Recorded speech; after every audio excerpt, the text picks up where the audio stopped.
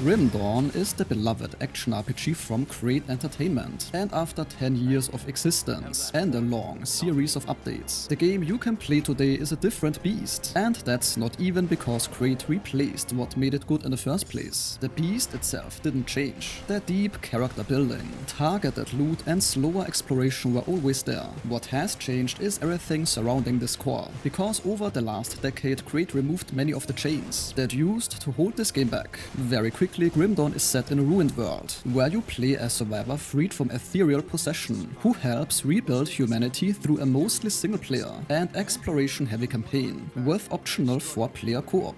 The reason people still talk about this game 10 years later is that the foundation was strong from day one and never needed replacing, and yet the experience around it improved tremendously. Even now, Crate still isn't finished improving it. For example, the newly released 1.3 update completely overhauled the interface, expanded and customized stash space, added dedicated storage for components and crafting materials, and lets you send them there from practically anywhere in the world. It also finally added proper WASD movement, an optional new lighting mode, and of course another huge round of balance changes across enemies, skills and items. So how does this game work? Specifically the progression. You pick one class of course, called a mastery. This is early on, and then you add a second mastery around level 10. So your final build that you will work toward is a real combination of two classes, not one main class with a small add-on. On top of this sits Devotion. This is a big constellation map, consisting of extra bonuses and triggered powers that you unlock by finding and restoring shrines while exploring, and then attached to your skills. Gear can change what a skill actually does too, like turning a fire attack into cold or lightning. So yes, that means a single item drop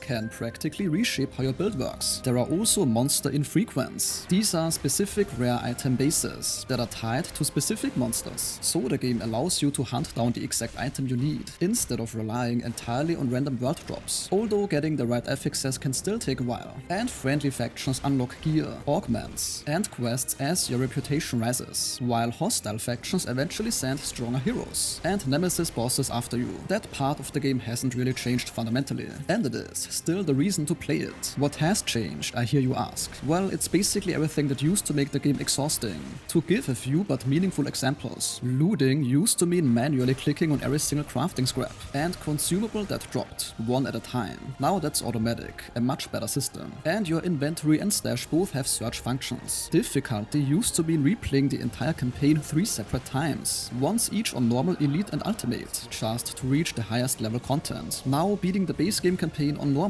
or veteran unlocks both higher difficulties for this character, so that repeat grind isn't forced on you. And as surprising as it is for most of the game's life, there was no actual dedicated dodge. Characters just didn't have one built in. Now every character gets a proper evade move, regardless of class, on top of fixing all those pain points and much more. Crate also kept adding new things to actually do. The early free updates added secret content, like the Hidden Path questline and the Port Valbury challenge dungeon, along with new bosses, items and areas. Monster totems later went in throughout the world. You activate one, find off a few waves of enemies, and get a solid loot payout right there. Of course, various new areas of the map opened up. Tougher versions of those totems got added, and the Shattered Realm, basically an endless style endgame mode, also got expanded with more bosses, though this one does require owning the Forgotten Gods expansion. Now I want to make it clear that busy work is reduced. The grind itself wasn't removed, because that's still a huge part of Grim Dawn. This is intentional,